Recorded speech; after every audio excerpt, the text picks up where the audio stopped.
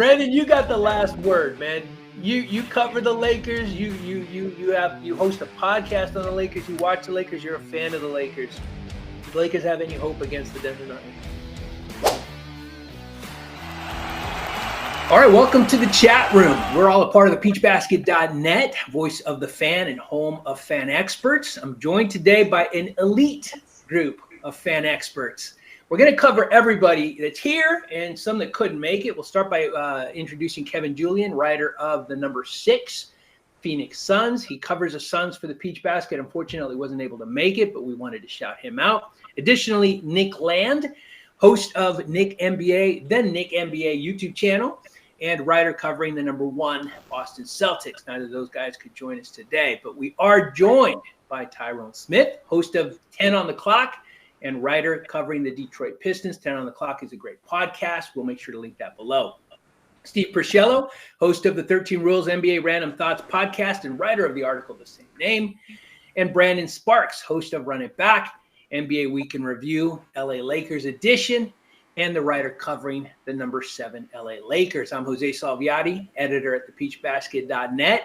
And this is the show where we get together when there's big NBA news and talk about it. So it's kind of a free-flowing format. Today we're going to discuss the now set NBA playoffs.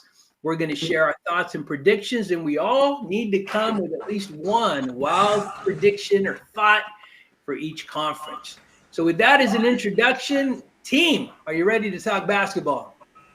Absolutely. Why not? Let's go. All right, we'll start with the Eastern Conference. I'm going to take this from top to bottom, the way it shows up in the bracket. We got the number 1 Celtics taking on the number 8 Miami Heat. All right, so you know what? I'm gonna go ahead and get started, and then I'm not a big East guy. I know Tyrone's East. This is actually pretty cool. Tyrone's East. Steve is East. Brandon and I are both West Coast guys. So, I'm not as well versed on these two teams as I am on the folks on the West side. But I will tell you that if I'm a Celtic fan, I'm a little concerned about the Miami Heat. I'm not concerned I'm going to lose a series, but I'm concerned they're going to challenge me. This is not a bad team, and if Jimmy Butler is even 80-90%, they can give the Celtics a run for their money. But if I'm predicting, and that's the whole purpose of this this show right now, I would say Celtics in probably 5. Yeah. All right. Let's see, Tyrone. Let's bounce it over to you. What do you got? So the Jimmy Butler thing is key to me. Him not being there for the foreseeable future. That's a big loss for Miami. Boston, I think it's contingent on hitting threes for them. They take a lot of threes. They live by the 3, they die by the 3. They miss threes. It's a tougher time for them to win games. But overall, man, the Jimmy Butler, that's a big loss. So yeah, initially, I had it, going maybe 6 or 7. But now I can see it going. I can see it going 5 for Boston. All right. Yeah, I wouldn't be surprised to see it go 6. But I agree with you. It's all contingent on the health of Jimmy Butler, what he can give the team. What do you got, Brandon? Yeah, losing Jimmy is just that's the biggest blow you could possibly handle for Miami. I mean, they play great when he's not there. Like during the regular season, they actually had a winning record without Jimmy. But wow. He's just so important for the playoffs, and his drive and his leadership skills and everything on the court specifically are just so important for Miami that I don't see them doing what they did last year to the number 1 seed, where they took out Milwaukee. And look at Milwaukee now. I mean, I don't even want to talk about that, but yeah, Miami they don't have enough firepower. They don't have the same assets they had last year. They lost Gabe Vincent. They lost Max Strus. They lost Kyle Lowry. I don't know if Terry Rozier is going to play either. I think that would be actually a great asset for them to get back, because I think with him, his hands on the ball like he was in Charlotte with the Hornets, he can make something happen. Yeah. Maybe that would be the one game they win is, someone just has a scoring clinic like Tyler Hero, or, Kevin Love becomes Timberwolves Love or something. But yeah, it's not going to happen. Boston just has too much. They got Drew Holiday, they got Porzingis, they got Tatum sometimes, they got Jaylen Brown. So they got Jaylen Brown's right hand. So I think they'll make it. I think they'll beat them in 5. Right on. All right. So we got consensus so far. I'm very curious to hear what the guy wearing the Boston Celtics hat is going to say. Steve, what do you got? I think it's simple. If Boston doesn't win at 4 or 5, you can't take them seriously. Wow. If you think about it, Adebayo might be the only guy that the Heat will put on the court because Butler's out. That could match up with Boston's first 6. That can play with that group. Everybody else the Heat are going to throw out there is not one of the best, would not be better than the first 6 on the Celtics. Think about that. So it's a mismatch. The Heat are tough. They're going to zone. They're going to do a lot of things. I don't think Boston will fall to it, meaning they won't mess that up. They understand. Nick Nurse didn't seem to understand it the other night that you flash a guy to the middle and things happen. He left Embiid there where they were doubling it. That kind of hurt it.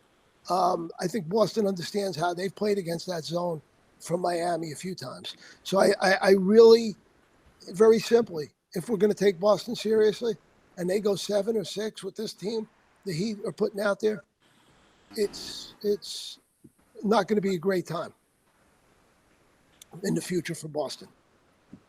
You know what I appreciate about a fan of a team is when he can call out his team. When your team is struggling. We used to have Brandon, probably before your time, but we used to have a great play-by-play guy here in LA called Chick Hearn, right? And I'm sure you heard of him, right? Yeah, but I don't know if you got to listen to him. Chick was amazing. Mm-hmm. And what was great about Chick is when the Lakers were bad, he would tell you that the Lakers are bad.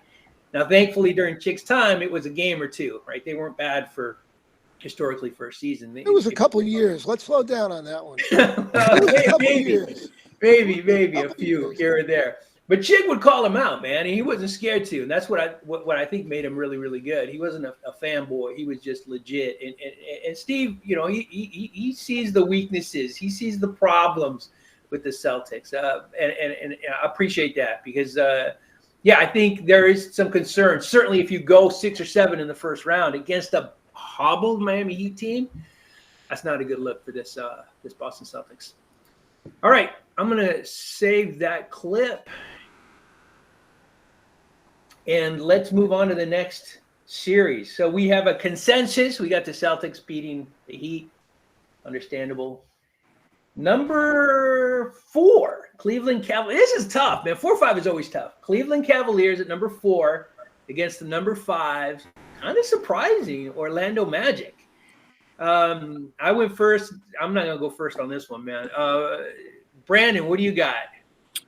I love Orlando. Yeah. I love what they're doing. I love everything about them. They cannot shoot the ball. They also, this is their first time in the playoffs since what? Dwight Howard? Like actually in the playoffs, not like an 8 seed who just gets bopped by the number 1 seed. Like they're in it this year. Yeah. Paolo Banchero has been incredible, but they just can't shoot. And I mean, hot take, maybe Klay Thompson goes there. I doubt it, but that's like a possibility.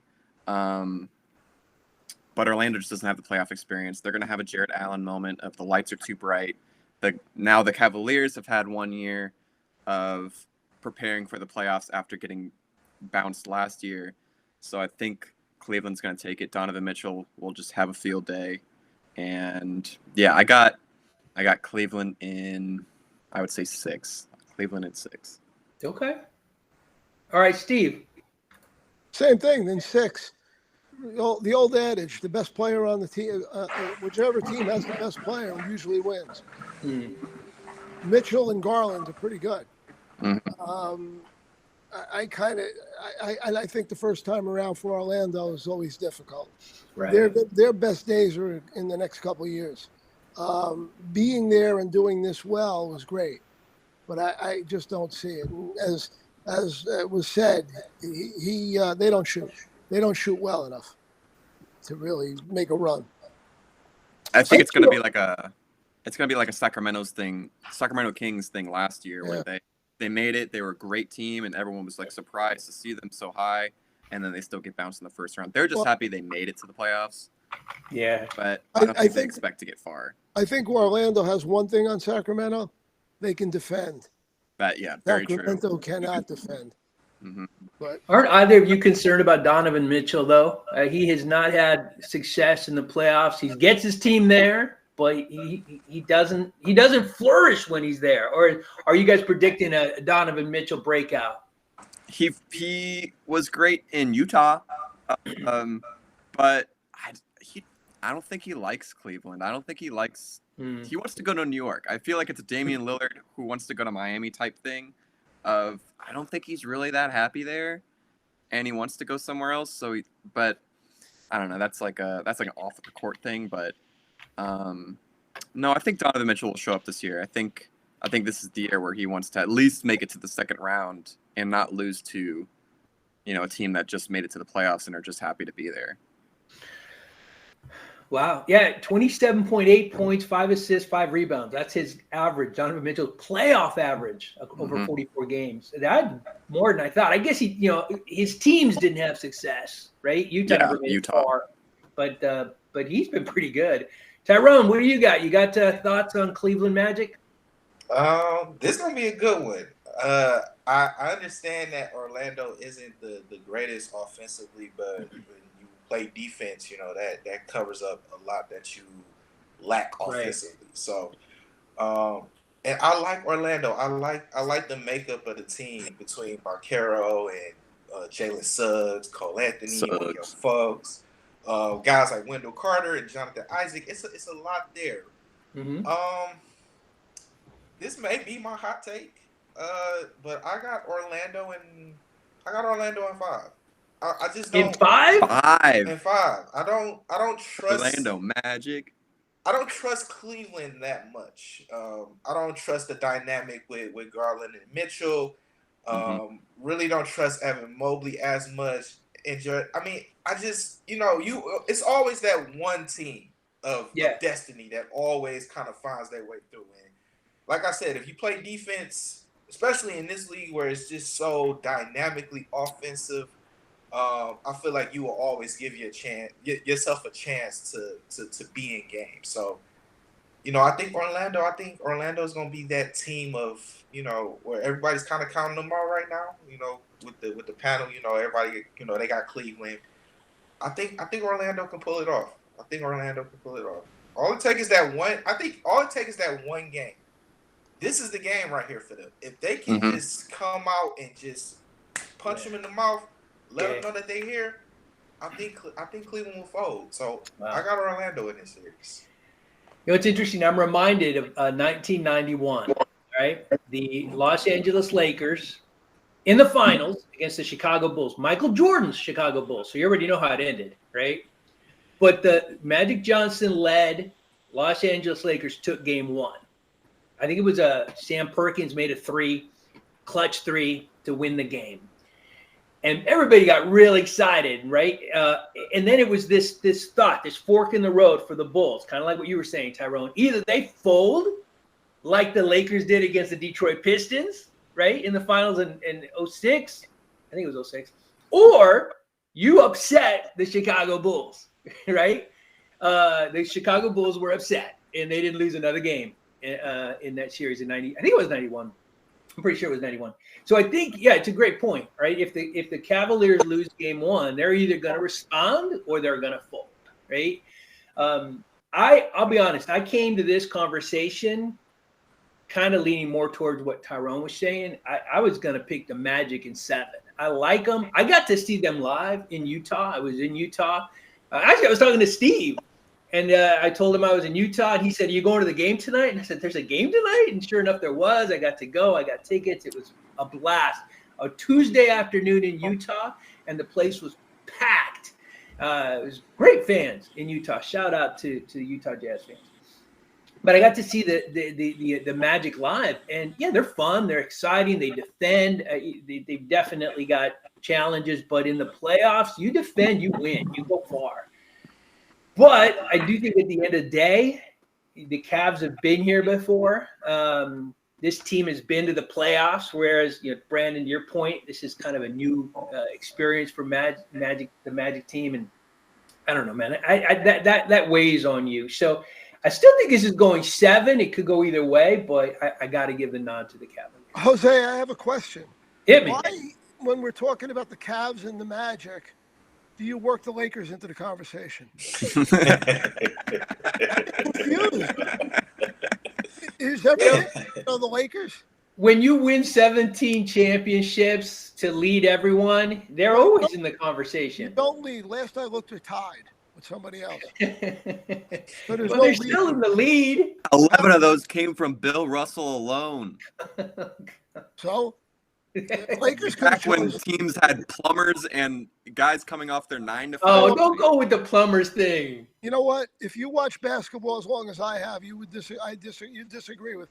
But if you watched when I did and watched Russell and Chamberlain go at it every week, and some of the other players around it, it was just tremendous. It was physical, and they were great. And by the way, I'll say something about a Laker. Jerry West was one of the greatest pure shooters I ever saw. And if there were threes back then, think about his total. Mm-hmm. These guys, Pete Maravich, I mean, I can go on with the people I saw, but and last I looked, Maravich wasn't a plumber. So let's stop. Well, maybe not Jerry and Pete, but everybody else. Let's stop. It was a different game. Players are more skilled today. But it was competitive, and there was some. Russell was just the greatest player ever. So greatest winner ever. What can I say? Mm-hmm. The fact that you got to see them play, man, it makes me jealous. It makes me old. Well, I wasn't gonna say that, but it makes me jealous. I got to see Michael Jordan in Chicago, which was amazing. He dropped 52 against Portland. I got to see Magic and Kareem. Lakers again in the story. Here we go. I'm just saying. I got to see. Who wouldn't want to watch those guys at the time, though? I mean, who wouldn't? Right. That was the best Showtime basketball. Was nothing like it. Nothing like it. But all right, we got to move on, or else we're gonna be here 2 hours, and we want to watch the first game of the playoffs here in about 30 minutes. Move on to the next series. Interesting. The number 3 Milwaukee Bucks against the number 6 Indiana Pacers. All right, let's see. Steve, you start us off this time. What do you got? I guess I'll go with the Bucks, but it's a very shaky go with the Bucks. Yeah. I kind of have faith that Lillard or Middleton will get them enough points to win. I don't know if they have the ability to score enough to win games. But I'll just go with them. I think Indiana, again, they have one guy that plays defense, Neesmith, and the rest of them are nice guys on defense.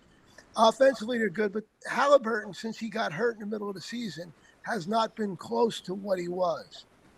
And I think he came back quickly because he saw the fact if he made the first 3 All-NBA teams, there's more money.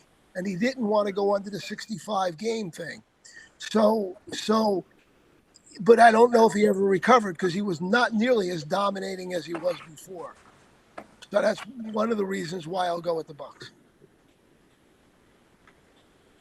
You got a game prediction? I'll say 7. But okay. I'll leave it there. All right. Yeah, I'm looking at Tyrese's totals over the last 10 games: 18.7, 9.2 assists, solid numbers, but nowhere near what he was doing. I just want to add something. How the heck did he make the Olympic team and Brunson didn't? Mm-hmm. Absolutely. It blows my mind. But anyway, go ahead. And we didn't talk about a Laker yet, so get him in. I'll make sure to include it. Let's see, Tyrone, what do you got? Bucks Pacers.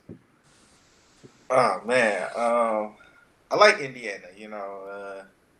Being a guy who watched Central Division basketball a lot, you see a lot of up and down and a lot of scoring. But then again, who doesn't score? Pistons, right? But man, just like with Orlando, I talked about the defense thing, and I feel like if you're not a great offensive team, your defense can carry you enough to where if you make enough stops and you make enough baskets, you can win games. It's the opposite for Indiana. I mean, they can score, but they let a lot of people score on them as well. Even with the Giannis factor, his status, he's not playing, right? Is it? At least game one, yeah. He's down game time decision right now, yeah. Okay, so I mean, even with the Giannis factor, they still got Dame. They still got the presence with Brook Lopez and Bobby Portis, Chris Middleton. Shaky regular seasons with a lot of injuries, but his playoff game is a lot more different. Kind of like with the Jimmy Butler factor when they say playoff Jimmy. Chris Middleton kind of has that same factor. Yeah. So even though I don't like Doc Rivers, I'm going to go Milwaukee, and I'm going to go 6 because I feel like Indiana's going to have some games at home where the crowd is going to be into it. It's going to get them that adrenaline rush, and they're going to win some games at home. But ultimately, I just feel like, Milwaukee is just going to take it. So I got Milwaukee in 6. Okay.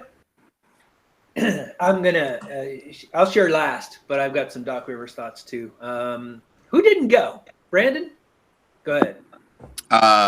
There's so many factors in this series. There's the fact that the Bucks and the Pacers played in the in-season tournament, and that was like a playoff game in itself, where the Pacers came out on top, and that was with Giannis and Dame and everyone. Well, I don't think Chris Middleton played, but that was an interesting atmosphere. And then there was the Giannis ball where he wanted to take the game ball away. Right. That was that whole debacle.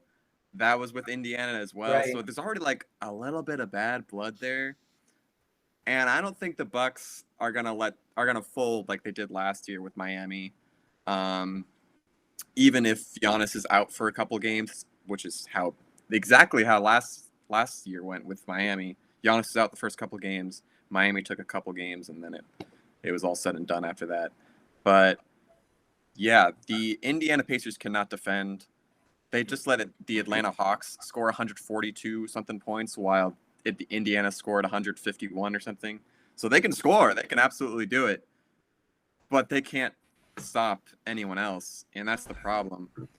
That Damian Lillard can have 40 points per game every game if he wants to, as long as he gets out of the funk that he's in with off the court issues. But yeah, I see the Bucks winning all. Even I don't like Doc Rivers either. I think that was a terrible hire. I don't know what the Bucks were thinking. There's so many other coaches they could have thought about. Hell, Mike D'Antoni would have been better than Doc Rivers. But beside the point, I got Bucks in 6. That is wild. All right. Okay. I was going to reference Mike D'Antoni. Mike D'Antoni proved in the playoffs that you can't outscore and win in the playoffs, right? His 7 seconds or less offense just never made it in the playoffs, and there's a reason you defend to win in the playoffs.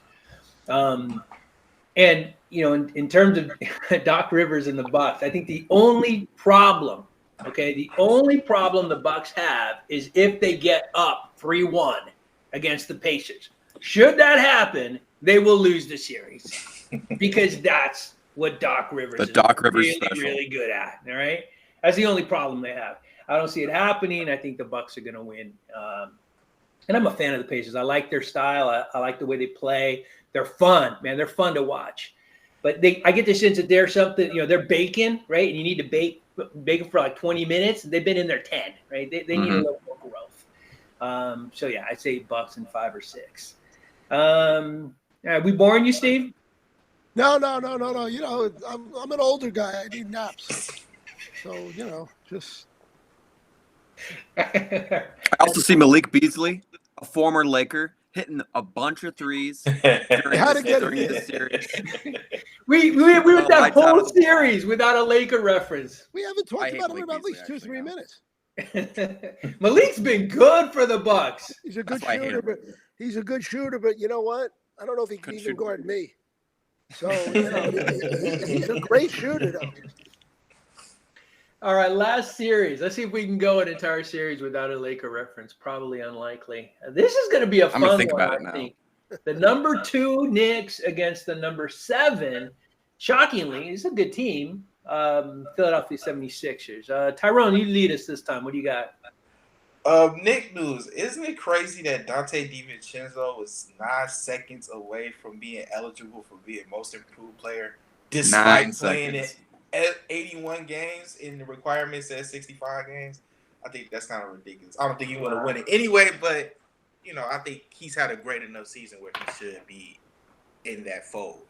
Now, series-wise, Embiid's back, so I mean that's great for Philly. They didn't look too good against Miami. It took them having to kind of walk them down in that game to ultimately take the lead. I don't expect Nicholas Batum to come out and be hit 6 3-pointers like he did in the game against Miami.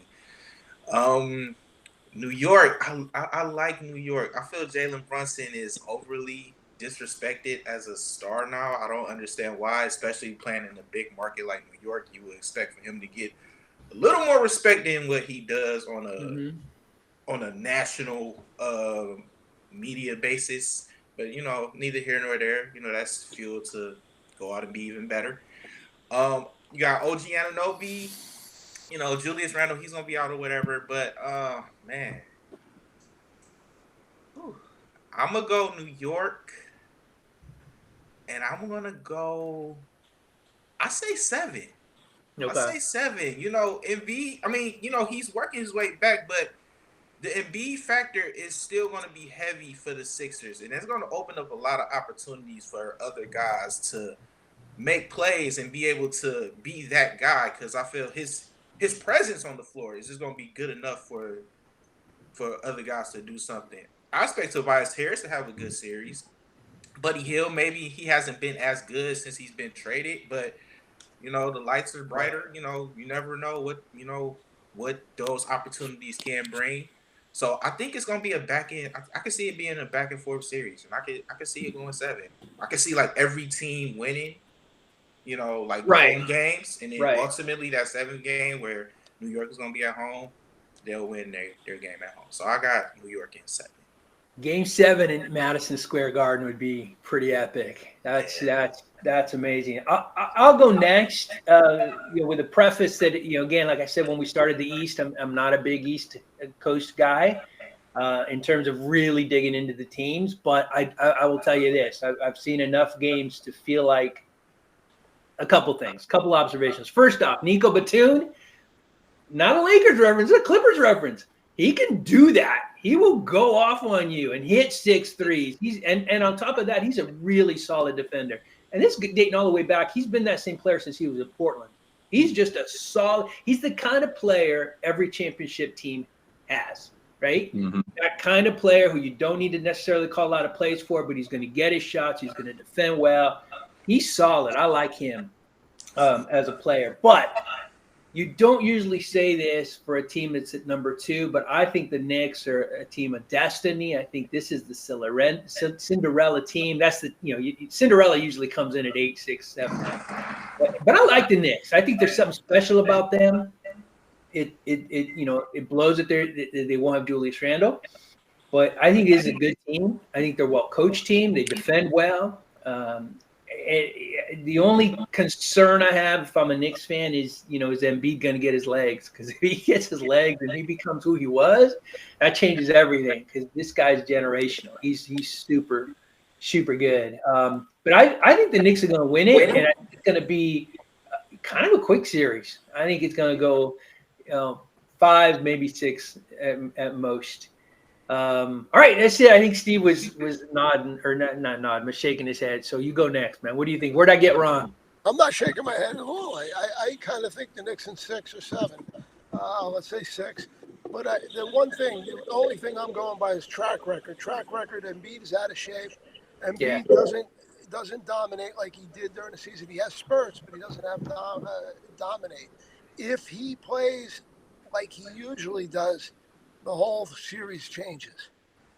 If suddenly he finds himself in shape, which I doubt, but if he does, the series changes.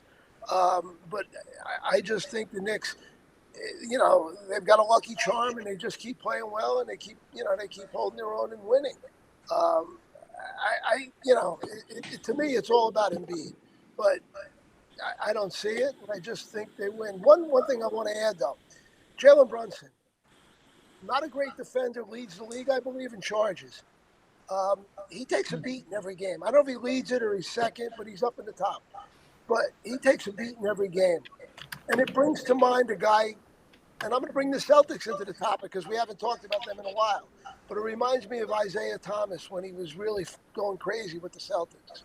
Small player. Thomas was smaller, but Brunson was the same. But you know what? You play against giants. I don't ever want to see it happen, but it's a tough thing. It's a tough thing to play, and he's willing to stick his nose in. I don't want to see anything bad happen because I think he's great for the game, and I don't want that. But that's the one fear I have in any series.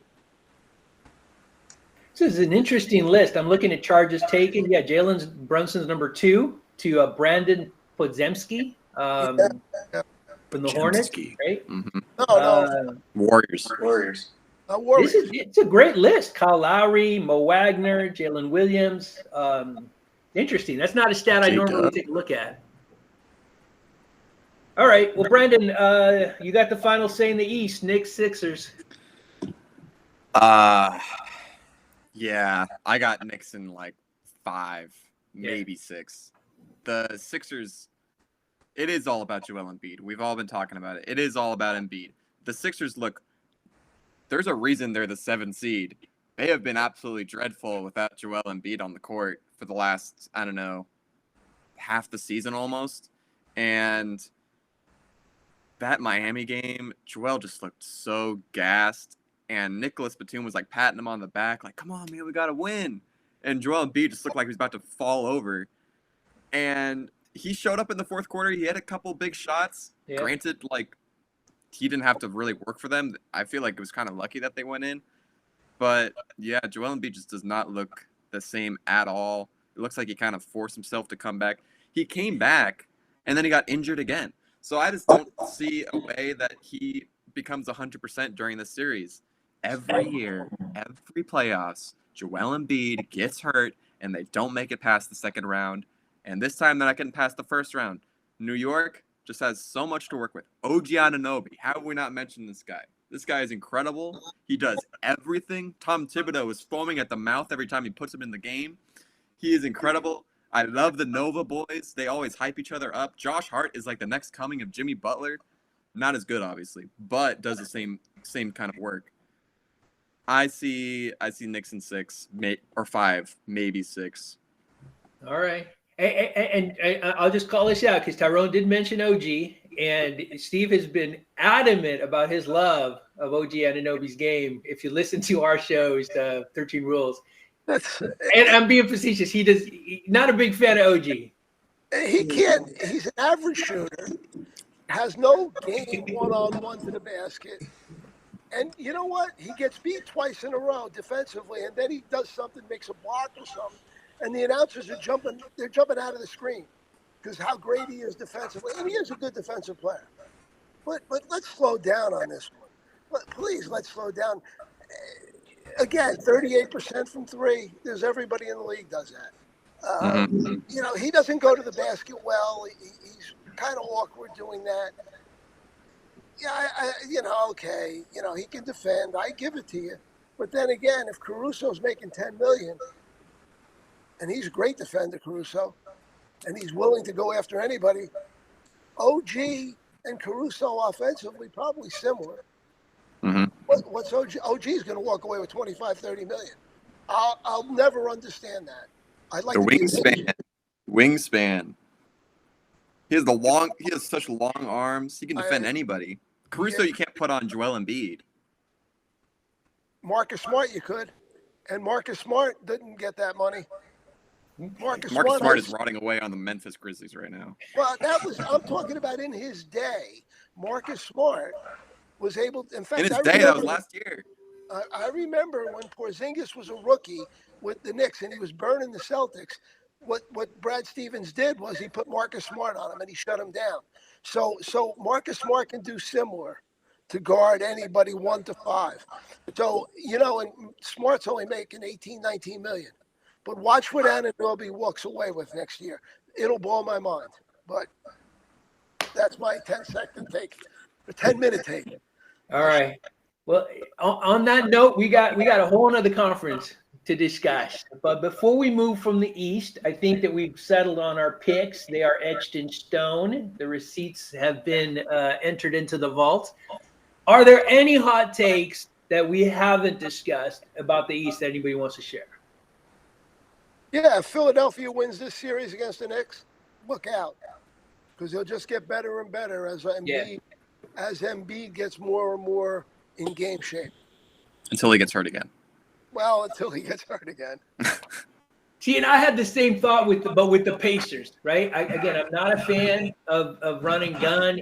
I don't think it's going to take you far, right? In the playoffs, but I wouldn't be surprised to see the Pacers against the Celtics in the Eastern Conference Final. I mean, a lot would have to go right, a lot, but I could see it. And again, I'm just a fan.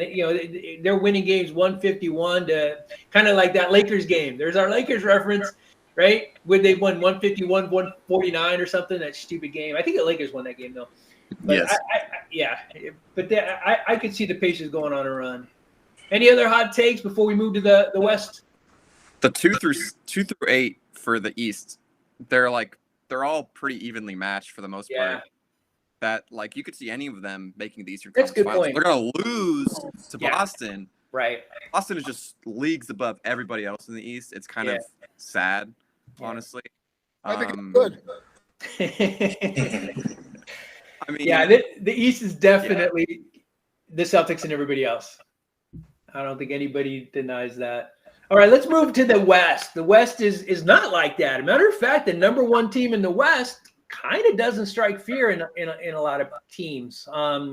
The Oklahoma City Thunder. Apologies to OKC. I think it's amazing what that franchise has done to get the number one seeds. Is incredible with that young talent.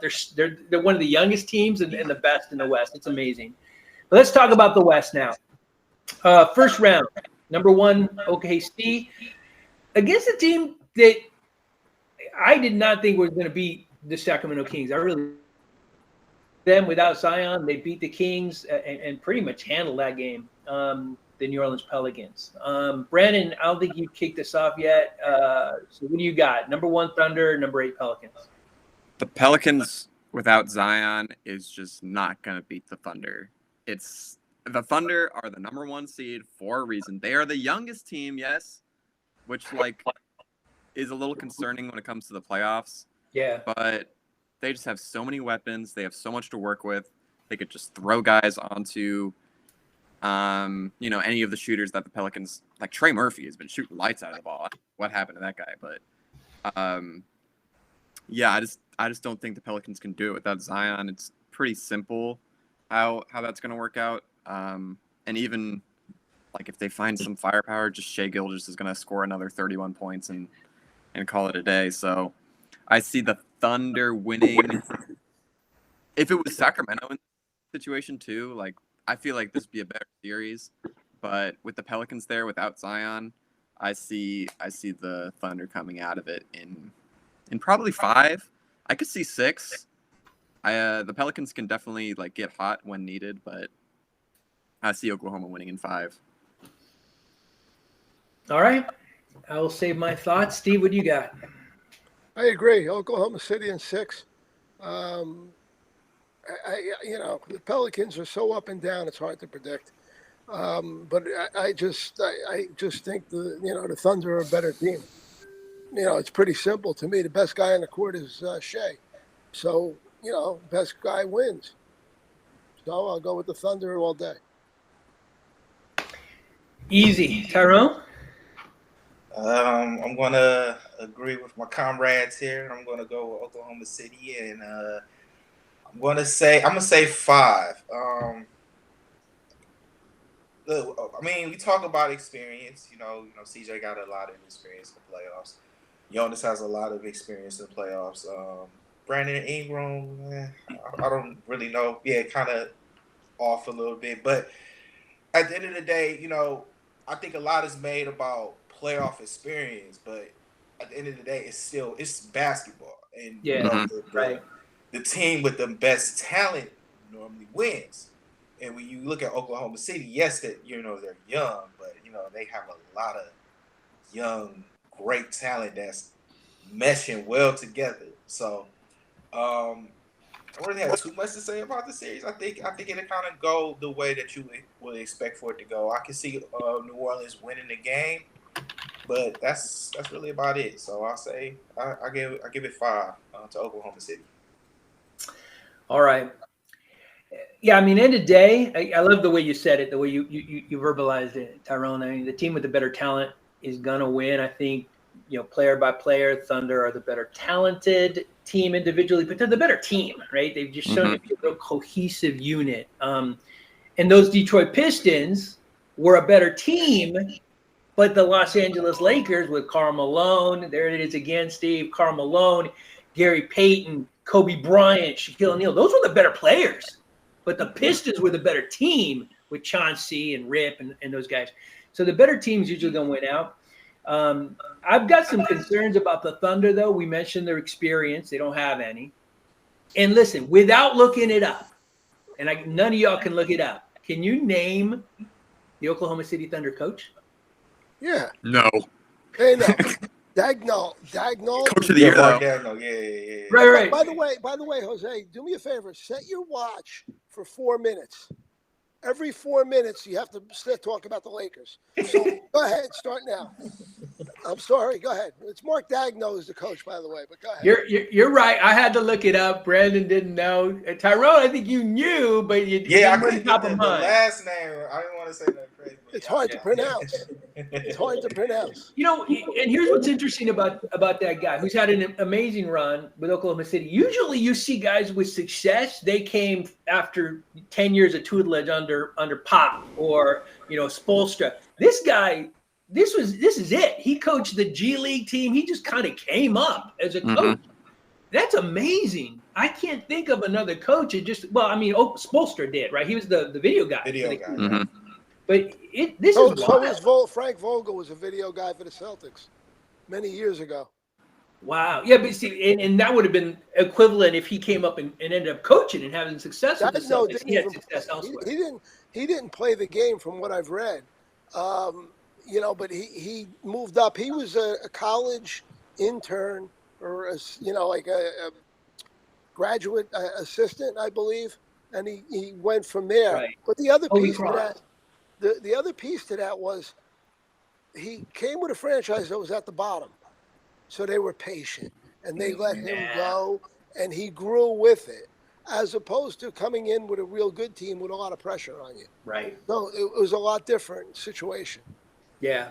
In a very real way, it's a perfect storm for him, and he succeeded. But you got to wonder, because Tyrone, you said at the end of the day it's just basketball. I think that's true in round 1, right? But you get to round 2, you certainly get to the Eastern Conference or Western Conference Finals. You get to the finals, all of a sudden, it's not basketball anymore. It's the only game in town, and I think players are going to feel that pressure, right? When I play at the Y and there's nobody in the stands, I'm a lot more comfortable. But then when there's 15 people and they're all screaming, I feel it. And that's 15 people. And maybe that's just me. But go ahead. I will say this. That is a good point. Once you get past the first round and you start getting deeper into series, the game is a little brighter. But I will also say this: momentum is a big thing, especially with young guys. Yeah. When you're young and you have all the momentum, and you feel you can do no wrong. It doesn't matter who's out there, who you playing, the lights. None of that matters. Because at the end of the day, it's like I said, it's still basketball. So if you go out there, win a couple games, win some games that you don't expect to win. Right. the bright lights, none of that matters to them because at the end of the day, you're just going out there and you just hooping. Yep. So, but I understand what you're saying, but man, when you young and you have all the momentum in the world, everything is going right for you. You doing everything right. That can carry you as well, and that can surprise a lot of people. I got you. Well, I agree with y'all. I think Thunder are going to win it, but I'm cautious about this team beyond the first round. Yeah, me too. All right. Let's go to the next round then. The next series, the number 4 Los Angeles Clippers against the number 5 Dallas Mavericks. This is an interesting series. The Mavs have met the Clippers before, have not beaten them. I'll go ahead and go first here. I've covered the Clippers for Bleacher Report. I write about them from time to time. We said that the Sixers' success kind of relies on Joel Embiid, right? He's going to change everything. It's the exact same thing with the Los Angeles Clippers and Kawhi Leonard. If Kawhi is healthy, listen, he's not healthy.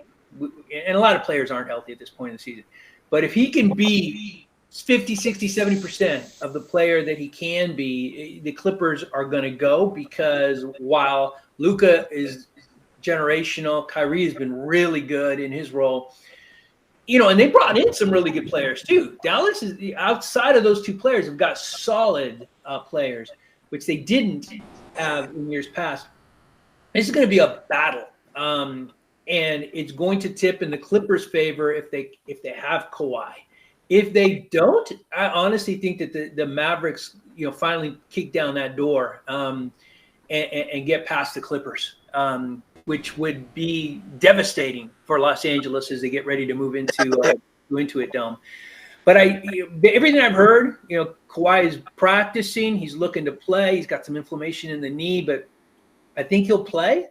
How long he'll play, how good he'll play, who knows? So I'm cautious because I think the Clippers still have got better pieces around them. I think the Clippers are going to win this game. I think it'll go 6 or 7, but with a huge asterisk here. This is iffy.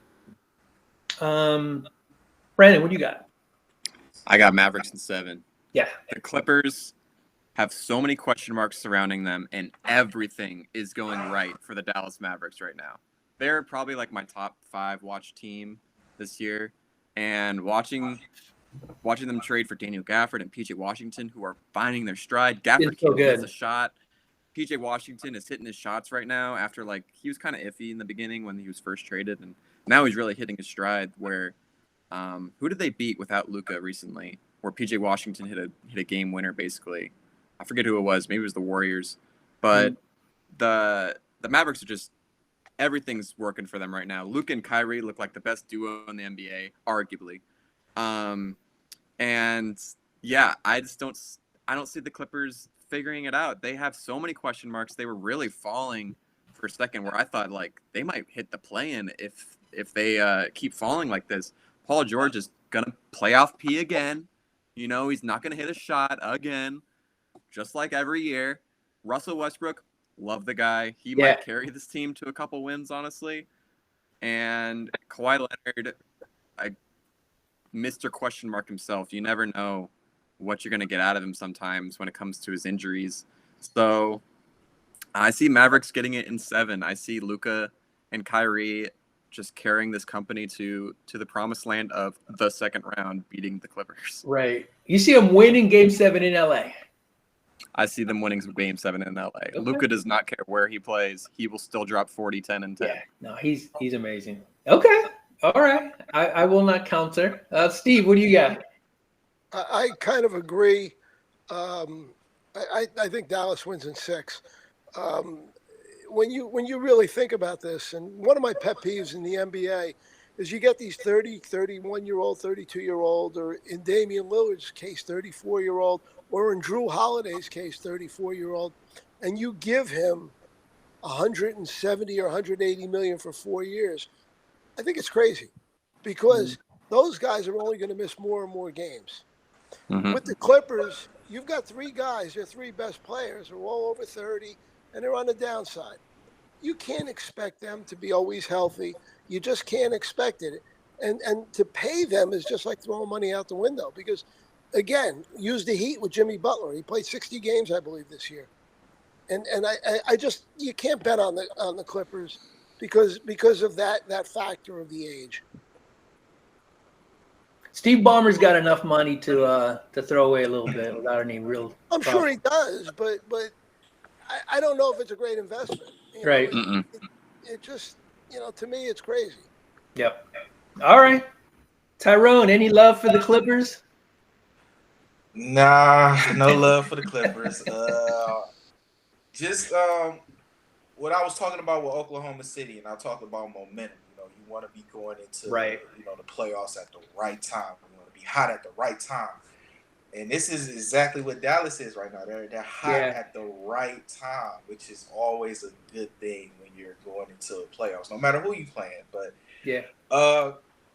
shout out to P.J. Washington and Daniel Gafford. I feel those are two monumental moves for Dallas to kind of push forward. P.J. Washington in particular kind of struggled a little bit, but he found his stride. Daniel Gafford always been consistent. He was real consistent in Washington. He's just kind of bringing that over to Dallas, which makes them deeper because Derek Lively was playing very well for them before they made the trade for Daniel Gafford, which makes that team a little more deeper than with what they was. Overall, I mean, look, Luka is the best player on the floor, and he's gonna even if he doesn't get his 35 or 40, he's gonna get about 10, 11, 12 assists. So everybody's gonna eat with Luka. And then you have a lot of guys that can eat. Kyrie, you have Tim Hardaway Jr., who's underrated. I like Dante Exum. I like what he's able to bring to them on the floor. So overall, the momentum plus having the best player on the floor, I have Dallas going in 6. Okay.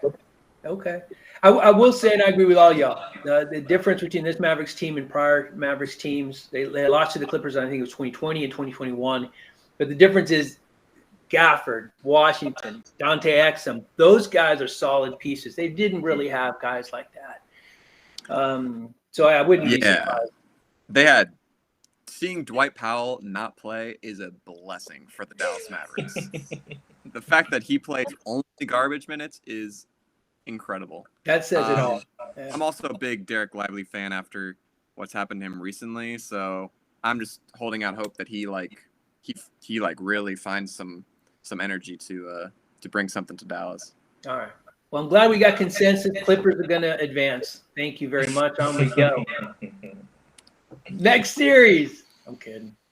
Number 3 Timberwolves against the number 6 Phoenix Suns. I don't know, man. This one's kind of underwhelming to me. Tyrone, why don't you kick us off? You got any thoughts on Wolves Suns?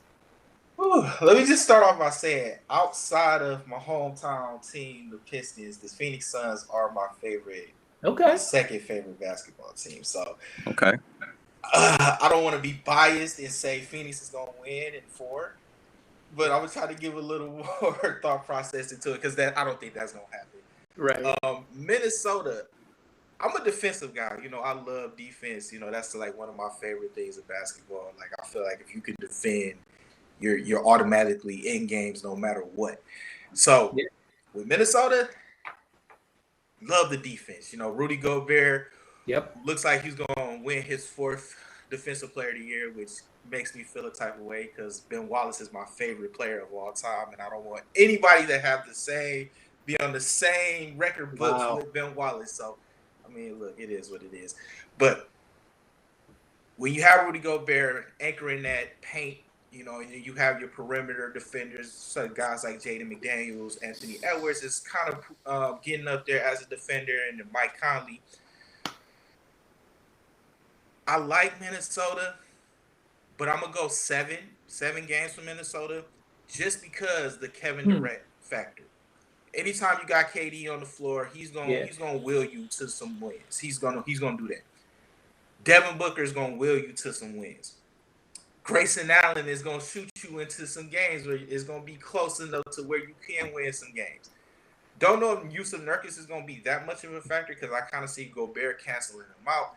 And I don't really like the bench for Phoenix, and I think that'll kind of be another factor that kind of plays into it as well. I do see it going back and forth. I see the guys that Phoenix are counting on to help them win games, win them some games, which will ultimately make it go 7. But like I said, if you play defense at the end of the day, you know, I feel like you always have a chance. So I got Minnesota in 7. Yep. Yeah, I'll go next. You had me up until you mentioned Grayson Allen winning you some games, although he's been really good. And I will concede that. He's kind of Austin Rivers type-ish on the upside, but I don't know. I'm not sold on the guy. Maybe I haven't seen Austin Rivers. Yeah, Austin Rivers. I meant Austin Reeves. I meant the White Mamba. That's a big difference. Yeah, no, I'm sorry. Yeah. Thank you for the correction. I appreciate that. Listen, I think you're right, Tyrone. The Wolves are a very good defensive team. I think that's going to set them apart. I've not been sold on the Suns. Bradley Beal never really fit. The team, watching them play, they don't look like a team, right? Mm-hmm. I mean, we talked about that before. They don't look like a cohesive team, and it's going to take a while to get alphas like KD and Bradley Beal and Booker to kind of buy into being a team, and I just don't think they're there yet, and that's going to be exposed when you come to the playoffs and against a team that's so tough to score on. And listen, man, Anthony Edwards, he came out, I think it was yesterday. He said he's going to be the best player in the NBA in a year or two. That kind of confidence, and he's got the game to back it up. I like the guy. I like him. And I think this might be a coming out party for him. And this team's dangerous. They scare you. The Suns don't. And so with that, the Wolves, I think in 5. Brandon, what you got? Yeah, the Suns, like last year to this year, it just looks like they've lost something. And that might be is Chris Paul. I don't know. But not having that facilitator to set up guys like Durant, and now Booker's the guy who's doing it, and it just doesn't seem right. Like, it seems like they're all playing their own game, and it doesn't seem like there's a lot of cohesiveness with how they're playing together, and a lot of gelling that hasn't happened yet. It's an entirely new team from when they went to the finals just a couple of years ago against the Bucks. There's no one except for Devin Booker still on that team. So it's sorry to bring up the Lakers, but how the Lakers and LeBron just every year they trade everybody. And they're like, okay, let's start anew. I know we just won the championship, but bye, JaVale McGee. We're going to get rid of you and Dwight Howard. And we're going to bring in all these new guys like Dennis Schroeder and Montrezl Harrell. And that worked out terribly, as the Lakers do. So, yeah, I just see the Suns doing the same exact thing this year. And it just is not working out for them. They're the 6th seed for a reason. And Minnesota, I mean, they came out of the gates from last year and they took 2 games off of Denver and last year, and they were the only team that really gave them any problems for the playoffs last year. So seeing Minnesota number 3 now, and Karl Anthony Towns is going to see Drew Eubanks and he's going to say barbecue chicken. Okay, he's going to take the town and score 50 on him. So I see Minnesota winning in 6, maybe 5 even. I just don't see the Suns putting it together good enough to beat Minnesota in time. I appreciate the Montrezl Harrell call out. He's out of the league. 6th man of the year into out of the league. Crazy. It took a couple years, but that's honestly shocking. He was a no-show for like every other team he played for at the same time though. Like Washington and Philadelphia, he was literally played off the court. Like he just I don't know what happened to him between the Clippers and the Lakers and then. And that happens to some players, right? You get the peak and then you just get a sudden drop. Big drop. I don't usually see that with bigs. You see that with guards, but and he wasn't really a big, but he played big. But anyway, love the call out. I haven't heard Montrezl Harrell's name. Timberwolves and Suns. Oh, I agree. Minnesota's a great defensive team. Yeah. They're the best team defensive rating in the league. 6. It won't, it won't be long. The one thing I take exception to, I think Anthony Edwards is a real good player, and it's great that he said he'll be the best guy in the league in 2 years or 1 year or whatever it is. But sometimes, we think more highly of ourselves than where we are. Sure. And I kind of think that might be what's going on here. And it kind of bothers me when you got Luka and people like that and the big guy Jokic. That's a strong statement. But Okay. anyway. I could see it. Kind of reminds me of the Memphis Grizzlies when they were the 2 seed. They had a lot of talk, and then they lose to, the Lakers. But it's The watch John must have gone off. John Moran and Dylan Brooks and Desmond Bane, they were all talk, and the Warriors hated them, and most of the league hated them because of how much they talked. And then they get bounced in the first round. So they do have a lot of talk, and hopefully Anthony Edwards can back it up. I get that. I get it. Just sits different with me. It felt to me like it's just a dude being confident. He said it so matter of factly. Like I remember, I'll go back, and this is not a Lakers reference, but Patrick Ewing famously always used to say that his Knicks team, were better than the Bulls. He never beat them, but he swore his team were better. And it's like, at some point, Patrick, you got to beat them if you're better than them. He could never get past the Bulls, but he swore his team was better. And that. Oh, that's why. The difference maker. Yeah, But there's certainly some truth to that. But that's the difference to me, right? I think Anthony Edwards is just. I don't know, it maybe just sits different with me. It just felt like, I'm just saying what I believe, man. And he's got the game to back it up, but we'll see. I guess end of the day, I just like the guy, and I'm hoping things work out for him. Last series, the number 2 Denver Nuggets, the defending champions. Who they play? Against the number 7 Los Angeles Lakers. Oh, man, we forgot them. And we haven't brought up the Lakers yet. Not this iteration. Not the 23-24. We haven't mentioned LeBron one time. I'm surprised it's gone this long. So let's talk Nuggets Lakers. All right. We're gonna split this up a little bit. Let's see. Tyrone, kick us off, man. What do you see with the Nuggets and the Lakers? Wow. I think this is gonna be a different dynamic, solely because D'Angelo Russell has finally found his confidence. Yeah. And, in the series last year in the conference finals, he lost it and they benched him for key points. I think he averaged 5 points in that series. Yeah, he wasn't as good, and he finally found that confidence. I think the threat of him being traded elsewhere finally woke up that, that player that, he should be. Denver's a lot different now. They don't have Bruce Bowen. They don't have a lot of the veterans that they had on the championship run, but at the end of the day, they still have I feel is the best player on the floor, Nikola Jokic. Jamal Murray is a different type of player, regular season to playoffs.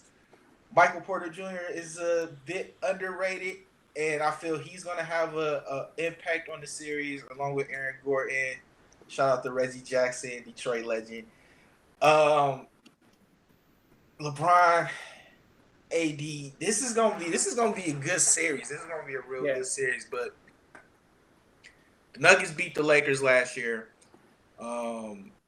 I see this being the same old song. I see it going 6. It's gonna be a tightly competitive 6 games. I don't think it's gonna be one of those situations where 2 or 3 games are blowouts. I think each game is going to be down to the wire, fourth quarter, mano a mano, who makes the plays to pull out the victory. So I have Denver winning in 6. In 6. All right. I'm gonna give Brandon the last word here. So I'm gonna go. Steve, you got next. Anytime you get LeBron, anytime you get AD, who's been so good defensively, all right? I mean, there's no denying Gobert's probably going to win it again, but there's no denying that AD is in the conversation. He blocks shots, he defends, he's tough. Now, there's no stopping Jokic. There really isn't, and he's not the kind of player that AD is going to have a whole lot of success defending, because you go and you double triple Jokic, he's going to find the right player. He's going to make the right pass. He's just unique, right? But I'm okay with saying AD can show up enough to offset, right, Jokic, but Jokic is better. And then you got LeBron and D'Angelo against, say, Jamal Murray. I think where things start to go south a little bit for the Lakers is the other players, right?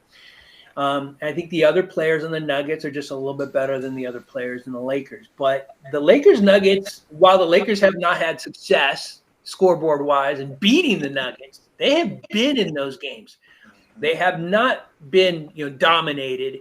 And the Nuggets are such a good team. Now, what's incredible to me, what's really scary about the Nuggets is you don't see them beating teams by 15, 30, 40 points. That's just not their makeup. They just win. They just win. But when you allow teams to stay close, especially teams, with somebody as smart as LeBron James, it's one tip, it's one bad pass. It's going to come down to one decision, and those are the things that the Lakers can take advantage of. They've not been great. They were great defensively in 2020. They've not been that great, but they've had spurts where they've showed that kind of great defensive prowess. So I absolutely see them winning a game or two. I wouldn't be surprised to see them win more, but this is the one team that the Lakers, listen, they wouldn't use the word, but this is the one team the Lakers fear. They would have no fear against the Wolves. They would have no fear against the Thunder. They wouldn't. They would have no fear against the Clippers, even though they haven't had success against the Clippers. They have no fear against the Clippers. This team scares them, and this is the only team in the group of 8 that scares them. And I think Tyrone, you're right. I think it's gonna be a great series. It's gonna be great games, closely contested games. But yeah, the Nuggets likely win either in Denver in 5, more likely in LA in 6. Steve, you want to talk about the Lakers? Always my favorite. A quick question. Hearing all about the Lakers today, I'm kind of mixed up or confused. Where did they finish? Like, what their record in the division? Where were they? Second, first? In the division? Yeah, in the West. In the West. Yeah, they were 7. Well, yeah. but they finished 8th worst record. That's true. Yeah. Wow. How about Denver? Where were they? They were 2. Wow. Should have been 1 if they could beat Wembanyama. True. So then now the Lakers have a 39-year-old man who's a great player. Yes. But he's 39. If you checked out what he did in the fourth quarter against New Orleans the other night, I believe he shot 1 for 8 because he was playing 40 minutes. Right? Mm-hmm. And then I do remember, I'm not positive, I think Charles Barkley had a nickname for Anthony Davis. Street I did this year. Street this year. But I'm just thinking. Every other Davis. Stuff. Yeah, I'm thinking about 8th best record, 2nd record. Simply put, Denver in 5, and I'm giving the Lakers a break on that one. All right, that went a lot better than I thought it was going to go. Thank you. That was not bad. That was not bad. Brandon, you got the last word, man. You cover the Lakers. You host a podcast on the Lakers. You watch the Lakers. You're a fan of the Lakers. Do the Lakers have any hope against the Denver Nuggets? No, but they'll give them a fight, which is what we all have been saying.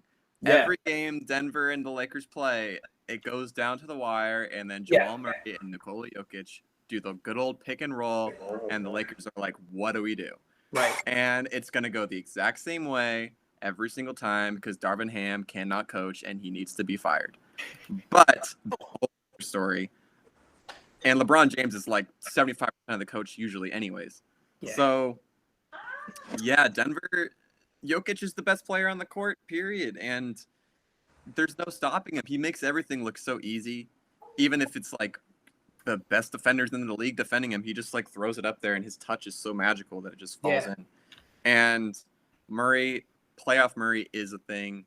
like that commercial just came out of like, is playoff Tatum a thing? Playoff Murray is absolutely a thing. Right. He turns it up when it matters, and he might play D'Angelo Russell off the court again because our guards cannot defend at all, and we have to pray for Gabe Vincent and Spencer Dinwiddie to defend Jamal Murray. That's not going to happen. I love Vincent. He's a great defender, I guess, but he's not going to be able to stop Murray even slightly, and he might just get stuck on a Jokic screen because that dude is humongous.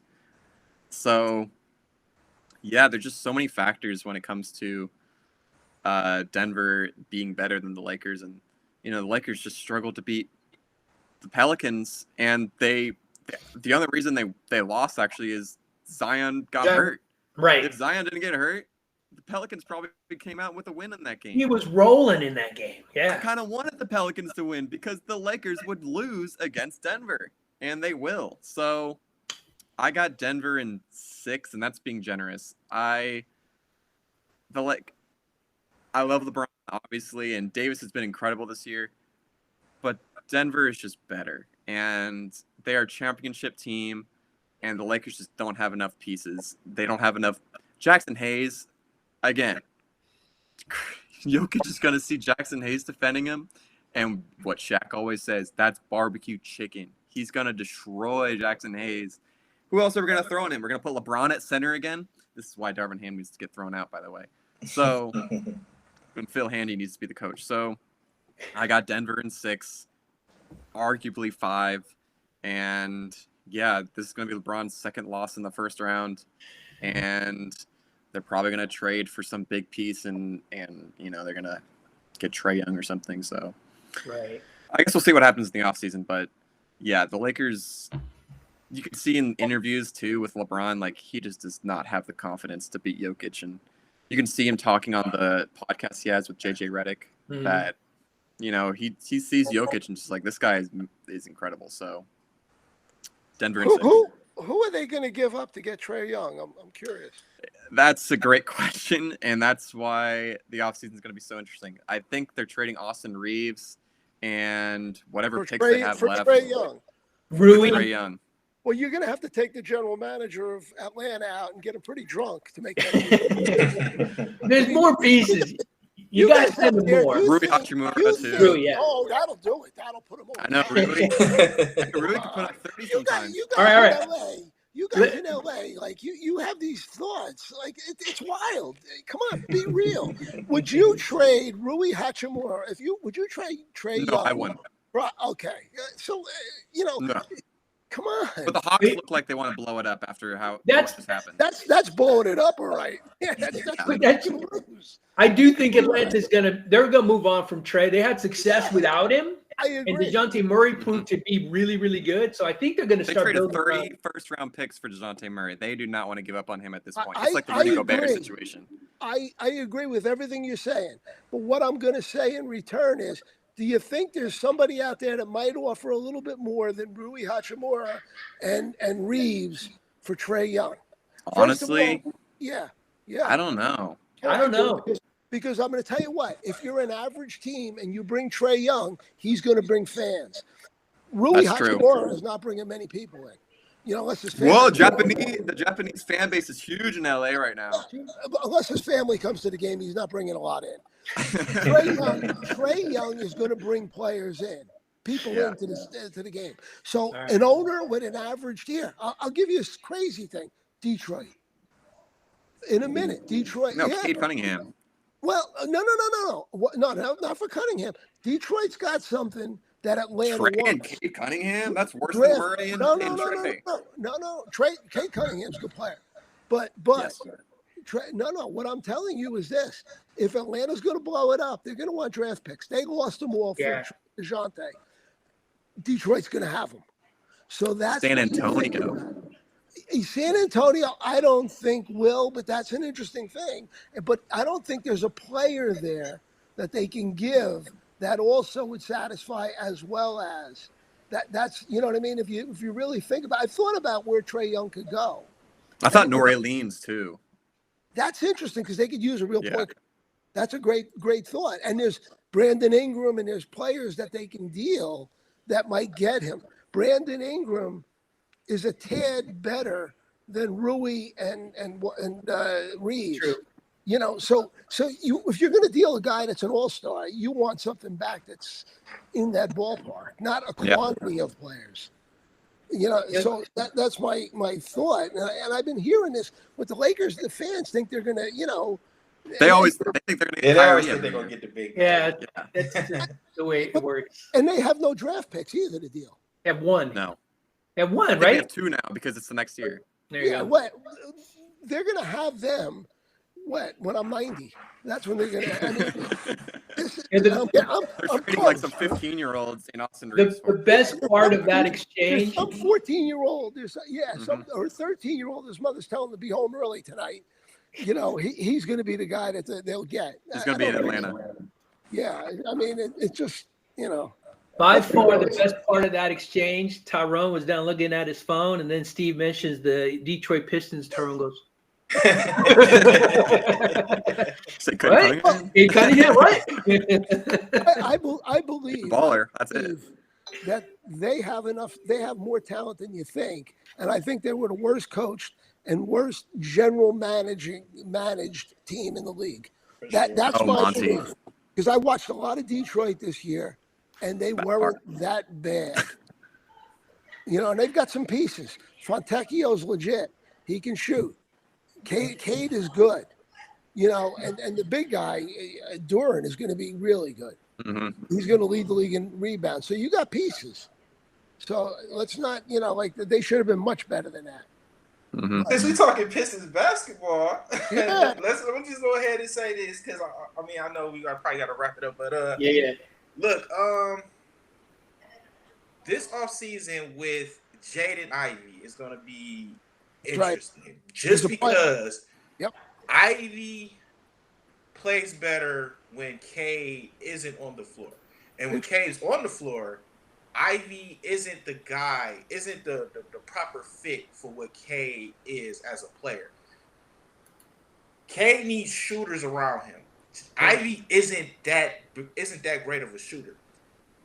On the flip side, Ivy needs the ball. So when Cade isn't on the floor when he's injured or whatever, Ivy thrives. So that's gonna be interesting to see how they do that this summer. Is that still a backcourt tandem that they feel that they can move forward with in this going into the next season? You know, and it's a good point, but I'll say something to think about.